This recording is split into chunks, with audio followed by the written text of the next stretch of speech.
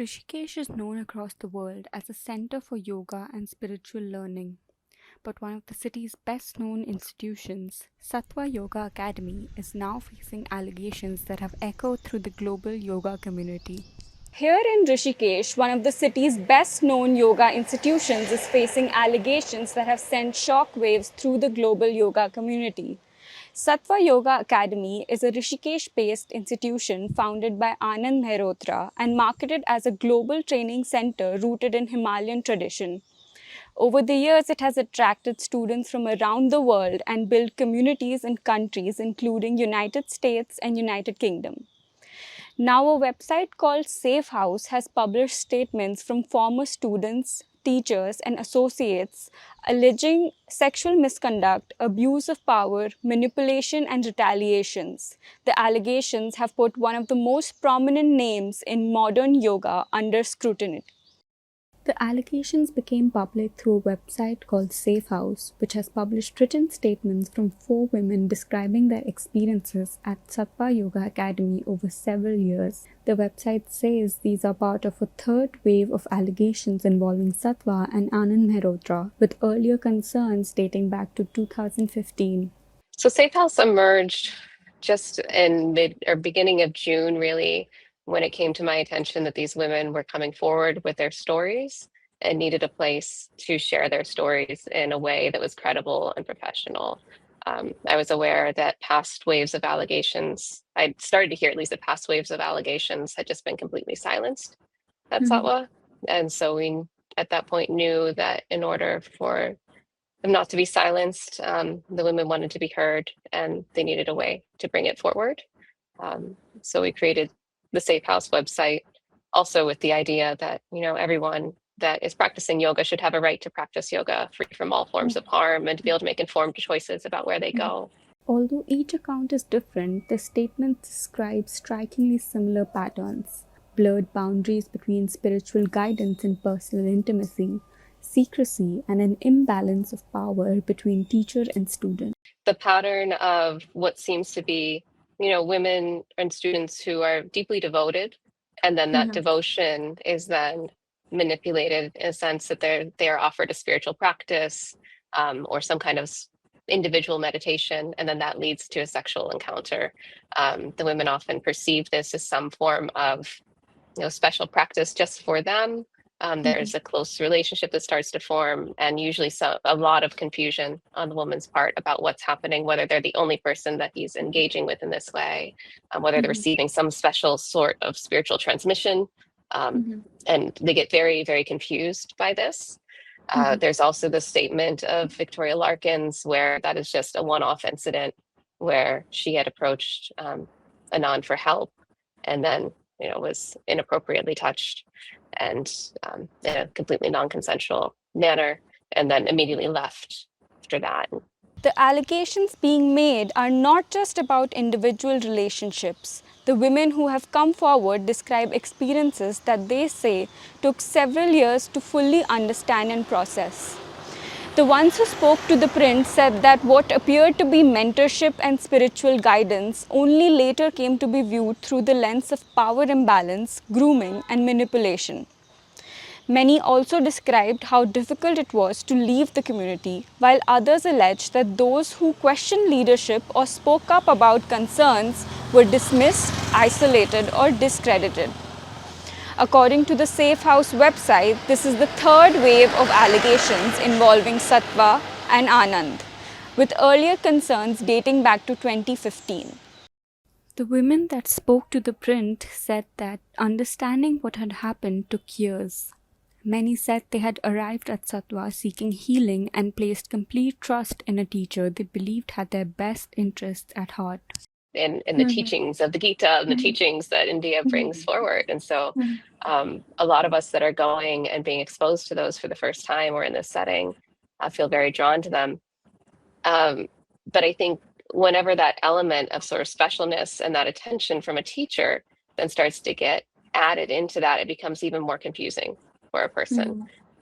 Everything. There's so much about, doubting yourself because it must be your own ego and not to ever doubt the teacher.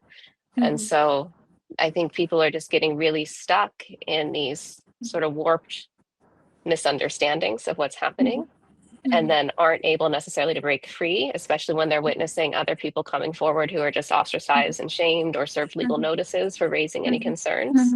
And then, in the case of Saraswati, she was also financially dependent on Sattva at the time, and that complicated things even further because she couldn't simply leave without impacting her own Right. financial well-being and ability to survive. The women said that leaving Sattva meant more than walking away from a yoga school. For many, it meant leaving behind their work, friendships, and spiritual community. As the allegations became public, discussions spread across social media, while several organizations, including Sattva California, UKC Sattva, and Sattva Tuscany, announced they were severing ties with the academy. 2 legal notices so far. I was actually up all night until about 4 a.m. my time in a hearing last night for a writ petition that's been filed under Section 69A of the India's Information Technology Act, seeking to block the Safe House website. It's filed against various internet hosting entities and, of course, trying to force the government of India to act, and then against myself, Bajrang, who was one of the gentlemen that brought the statements of the women forward, and then 2 of the women themselves.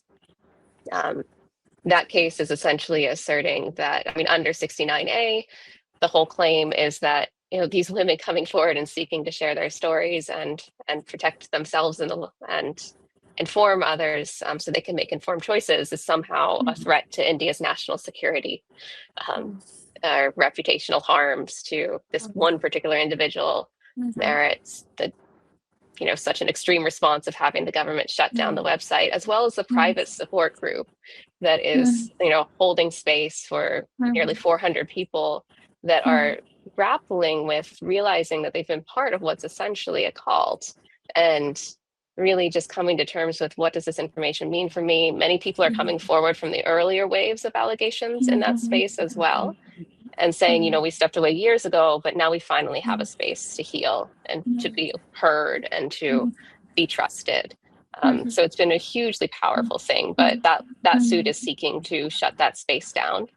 That hearing, the Anand's attorney was not prepared and did not have all the counsel that they wanted there present, and so it was rescheduled for July 23rd.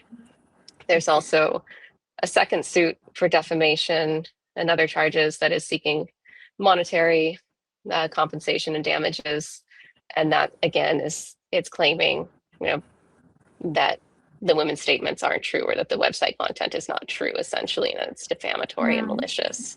All the allegations in both of the cases, of course, we completely contest and find them they're baseless, and that justice ultimately will prevail in the courts. The fallout is also extended beyond the Rishikesh yoga community. Yoga Alliance confirmed to ThePrint that it has opened an investigation and imposed an interim suspension on Sattva Yoga Academy and its associated teachers. Meanwhile, Safe House says legal notices issued on June 29th and 30th seek proceedings against Christina Lizzie, Bajrang, and 2 of the women whose statements appear on the website, including the removal of the website and related content. Sattva Yoga Academy and Anand Mehrotra have denied the allegations, but the controversy has continued to grow. Several organizations previously associated with Sattva have publicly distanced themselves from the academy and its founder, while discussions about the allegations have spread across social media platforms. For the women who have chosen to publicly attach their names and statements to these allegations, the goal is not only accountability. Many say justice begins with acknowledgement and acceptance that their experiences deserve to be heard and discussed rather than dismissed. As this debate continues, larger questions are being raised about power, safeguarding, and accountability within spiritual communities themselves. ThePrint repeatedly contacted Sattva Yoga Academy and Anand Mehrotra seeking responses to the allegations but has received no response. Whatever the outcome of the legal proceedings and ongoing investigations, the allegations have already sparked a broader conversation about power, accountability, and safeguarding within spiritual communities that extends far beyond one yoga school in Rishikesh.